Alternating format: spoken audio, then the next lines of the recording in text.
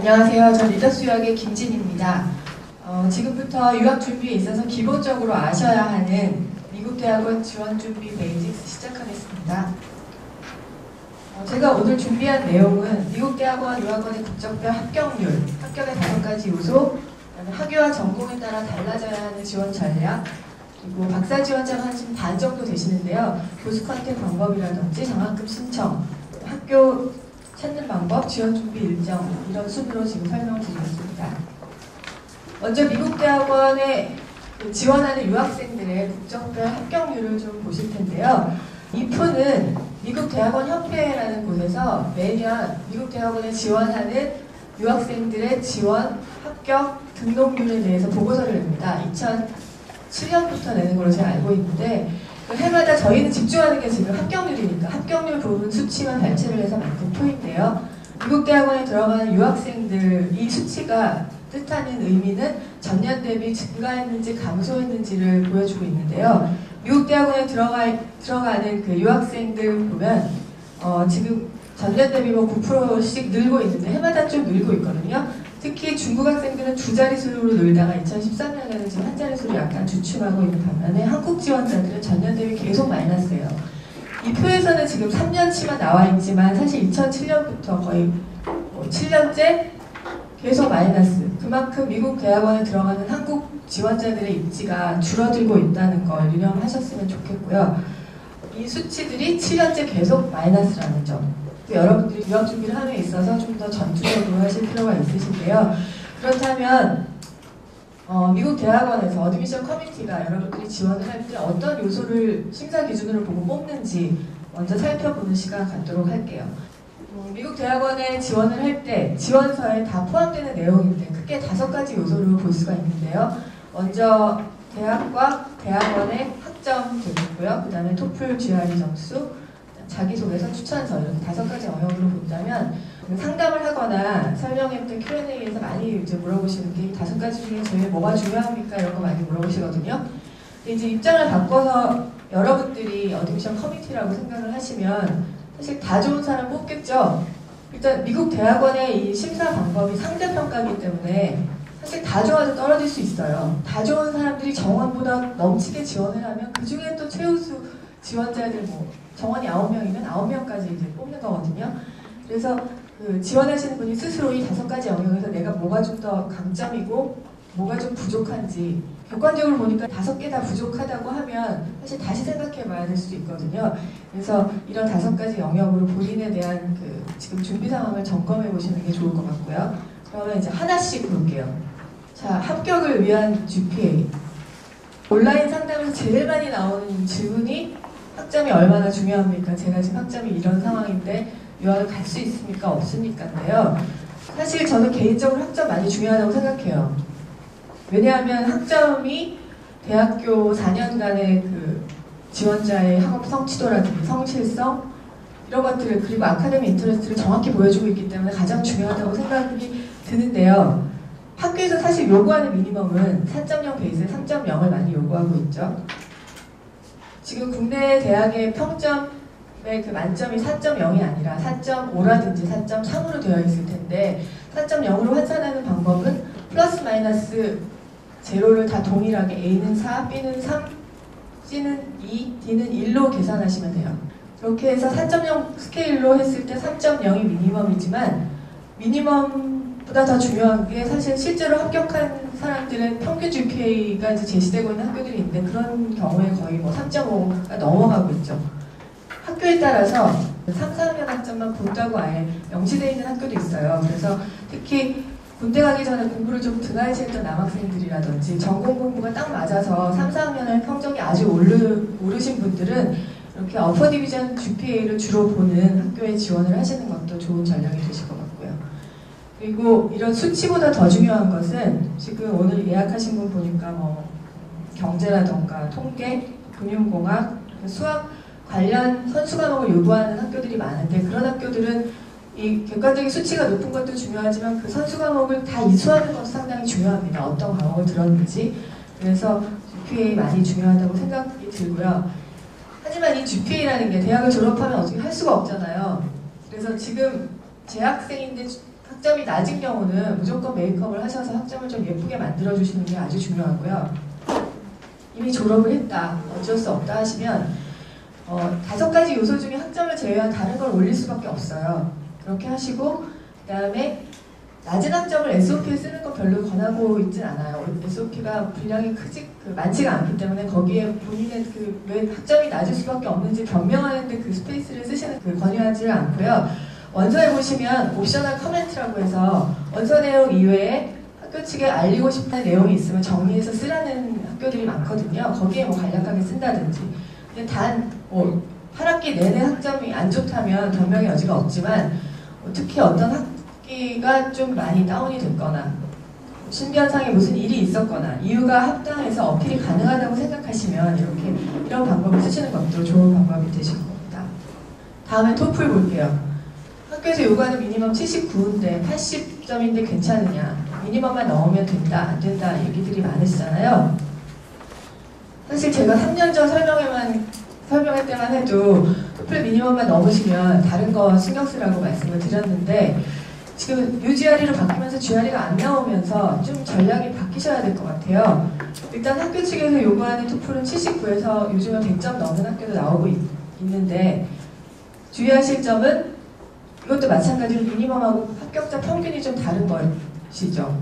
모든 전공에서 상위에 랭크되어 있는 버클리 같은 학교, UC 버클리 같은 학교에 토플 미니멈은 70점 미만이지만 실제 합격자들은 105점 정도다, 102점 정도다 이렇게 디파트먼트에 나와 있거든요, 설명들이. 그래서 미니멈과 평균의 차이를 주목하실 필요가 있으시고요.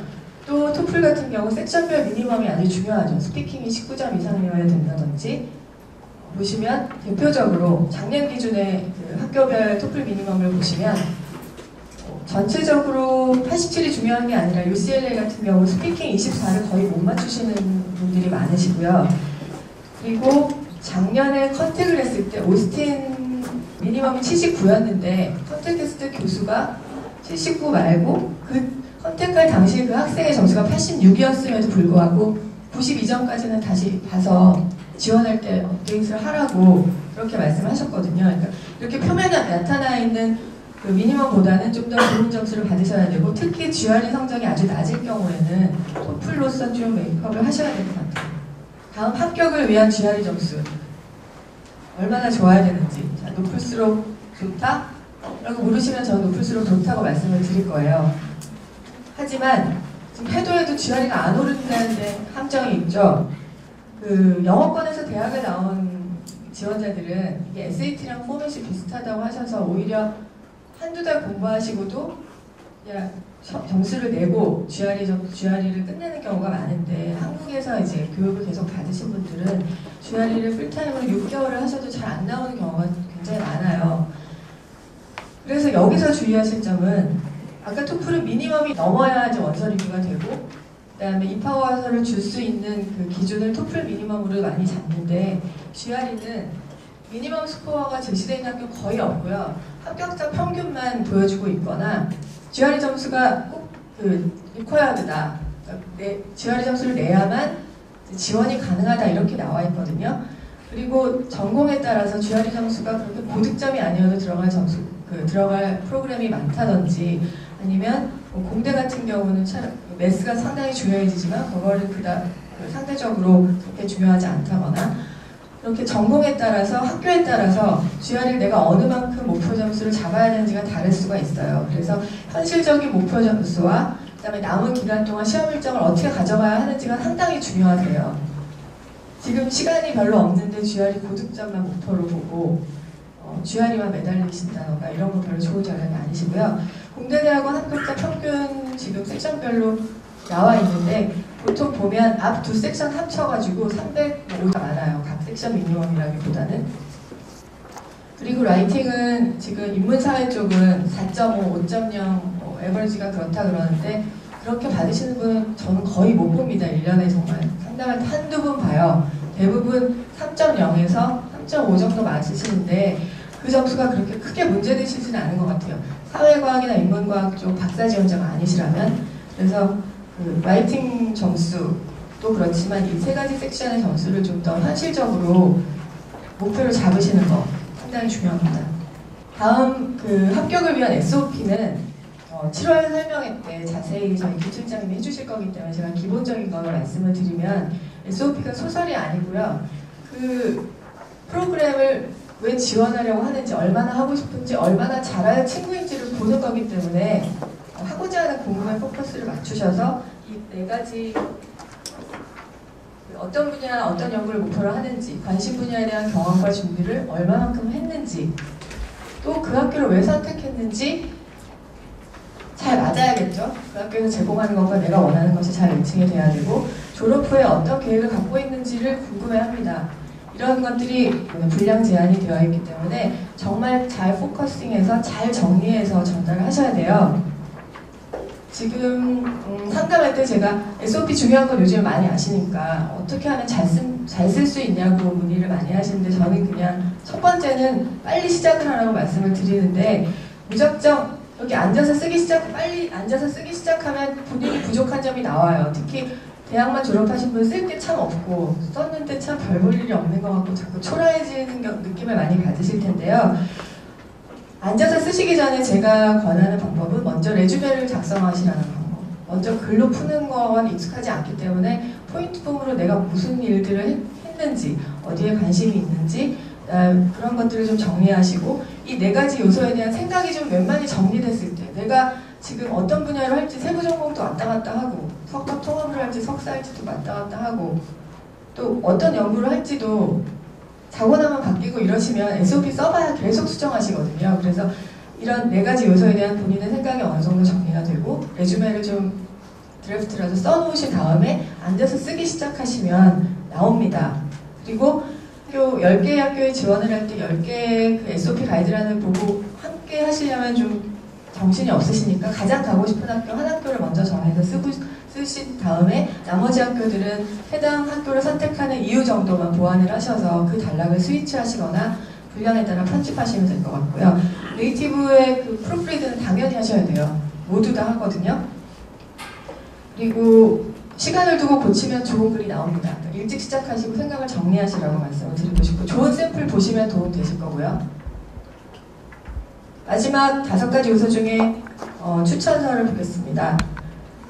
미국 대학원에서 추천서를 보는 이유는 SOP에서 본인이 썼던 학업 계획이나 내가 했던 경험과 준비를 좀 객관적으로 검증하려는 부분도 있고요. 그 다음에 지원자의 아카데믹한 성취도라든가 포텐셜, 그 다음에 연구 경험이나 성과물들, 그리고 퍼스널한 것도 보고 싶어 해요. 그래서 요즘은 추천서도 받고, 그 다음에 숏리스트에 들거나 아니면 인터뷰 인비테이션을 받으시면 스카이프로 인터뷰까지 하죠. 화상으로 얼굴도 보고 태도 다 보시거든요. 그래서 추천인 중에 직위만 높고 지원자를 잘 모르시면 좋은 추천서가 나올 수가 없어요. 이런 3가지를 보고자 하기 때문에요. 보통 추천서는 3통 요구하니까 3명의 추천인 선정을 하셔야 되는데, 학교에 따라서 패컬티 멤버를 2명 이상 꼭 해야 된다거나, 아니면 경력이 10년 이상이면 교수 추천서는 필요 없다는, 특히 비즈니스 스쿨에서는 그런 요강이 좀 있고요. 그래서 본인에 대해서 이 3가지 내용을 잘 말씀해 주실 수 있는 추천인으로 선정을 하시되, 요즘 온라인 추천서인 건 다 아시죠? 온라인 추천서에서 추천서를 파일로 그냥 어태치만 할 수 있는 학교도 있지만, 질문 항목이 있어서 각각 질문에 대답해야 되는 경우도 있어요. 그런 학교의 경우에는 지원자의 약점을 많이 물어보는 학교가 있거든요. 근데 우리나라 추천서 같은 경우는 약점은 잘 안 쓰시죠. 다 너무 칭찬을 써주신다거나, 아니면 지원자에게 추천서 초안을 써오라고 할 때도 본인 약점을 잘 안 쓰시고 다 칭찬만 쓰시거든요. 그러니까 먼저 그 추천서 구성이 어떻게 되는지 미리 보시면 이런 내용 구성에도 도움이 되실 거예요. 특히 지원자에게 먼저 초안을 써오라고 하시고 참고하시는 그런 추천인의 경우에요. 만약에 직접 다 써주시겠다고 하시는 경우는 특히 학부 교수님들 잘 모르시잖아요. 워낙 학생도 많고 졸업하신 지 오래되시면 뭐 가물가물하실 텐데, 그럴 때는 미리 본인이 썼던 레주메라든가 자기소개서 이런 거, 그 다음에 어떤 학교를 쓸 것이면 중요한 거는 마감이 언제라는 거 꼭 명시를 해서 들으셔야지, 10개 학교가 마감이 다 다르고, 그 다음에 원서 리뷰를 할 때 학교에서 요구한 서류가 다 오지 않으면 보질 않아요. 제일 미싱 아이템이 많은 실수 항목이 추천서에서 나옵니다. 3분의 추천인이 자기 맘처럼 움직여 주시지 않기 때문에 꼭 그 어플라이를 하신 다음에 스테이터스 체크를 반드시 하셔야 되고요. 자, 지금까지 5가지 요소 하나씩 자세히 봤고요. 이제부터는 이렇게 일반적인 거 말고도 저희가 미국 대학원 전문이다 보니까 미국 대학원은 지원 전공과 또 내가 지원하려는 학위에 따라서 주안점을 두셔야 되는 점들이 좀 다르거든요. 그래서 지원 전공에 따른 맞춤 전략 보겠습니다. 미국 대학원에서 그 지원자에게 요구하는 것들 그냥 펼쳐놓은 거예요. 모두 다 요구하진 않고 전공에 따라서 어떤 학교는 토플, GRE, 제너럴, 서브젝트 다 요구할 수도 있고 어떤 학교는 여기 플러스 라이팅 샘플을 요구할 수도 있고요. 이렇게 다 다른데 이 전공에 따라서 좀 요구하는 게 다르죠. 그래서 내 전공에서는 학교에서 뭘 가장 중요하게 보는지를 아셔가지고 거기에 집중하시는 게 되게 중요해요. 예를 들면 건축 같은 경우는 토플이 GRE 제너럴보다 훨씬 중요하죠. 탑스쿨 가실 거면 100점 미만의 학교가 많이 없기 때문에 토플 100과 포트폴리오에 집중하시는 게 중요하시고요.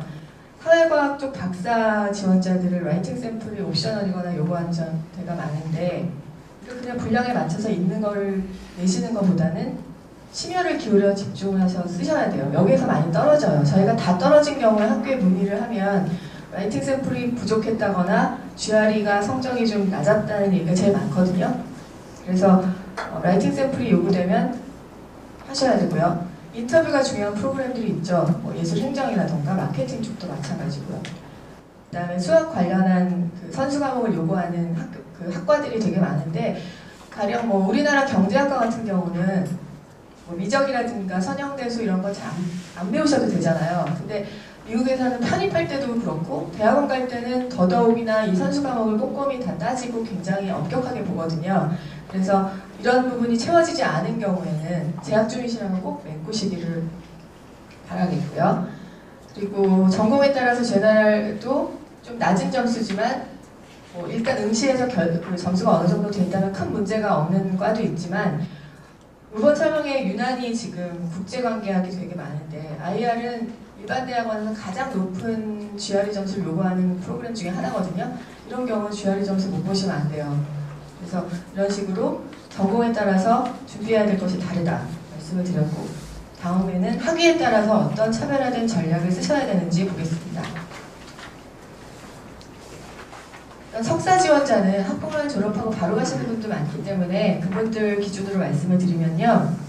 이미 나온 성과보다는 포텐셜을 보고 많이 뽑기 때문에 우수한 학점과 영어 성적을 만드시는 거 되게 중요하시고요. 공대 같은 경우에는 학부 연구생 경력이 있는 분들이 탑스쿨의 경우에 좀 유리하세요.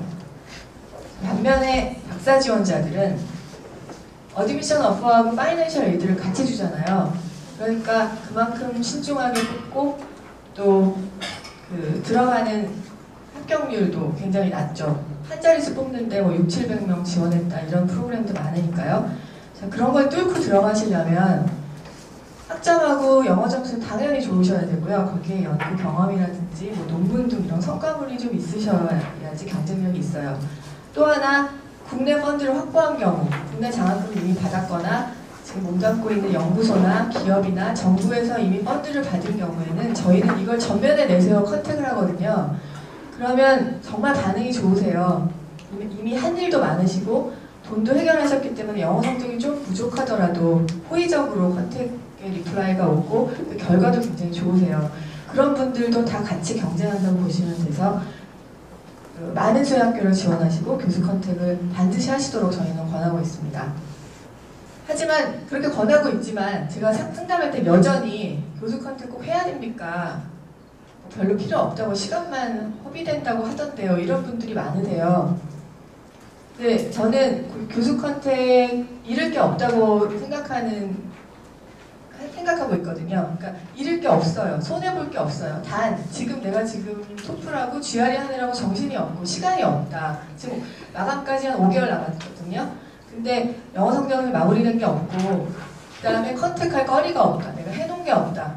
준비된 게 없고 보여줄 게 없을 경우에는 반대해요. 그럴 경우는 명백히 시간 낭비에 해당이 되지만 지금 영어 성적 하고 있는데 난 그거보다 훨씬 이 관련 경험이라든가 성과물에 자신이 있는 분들 이런 분들은 반드시 컨택을 하시도록 권하고 있는데요. 방법을 살펴보면 먼저 학교 웹사이트에 패컬티 내용들이 있죠. 패컬티 리스트에 각각 그 프로그램별로 카테고라이징이 되어 있고 그 교수님 이름을 클릭하면 CV랑 지금 현재 진행 중인 프로젝트면 등등이 떠 있어요.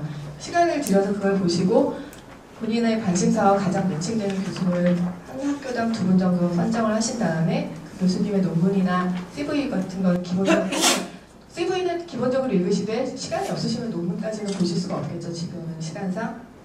그런 다음에 본인의 레주메는 CV를 정리하시고 내가 또 첨부할 라이팅 샘플이 있으면 그것도 정리하시고 이게 다 되면 이메일 메시지로 한 장이 넘지 않도록 모든 건 그냥 첨부를 말씀해 주시면 되고요. 처음에 이메일 메시지가 너무 긴 거는 권하고 있지 않거든요. 이메일 메시지로 본인의 연구 경력, 관심 분야, 얼마나 그 학교 가서 공부하고 싶은지 그런 의지 등을 정리해서 이메일로 뿌리시면 돼요.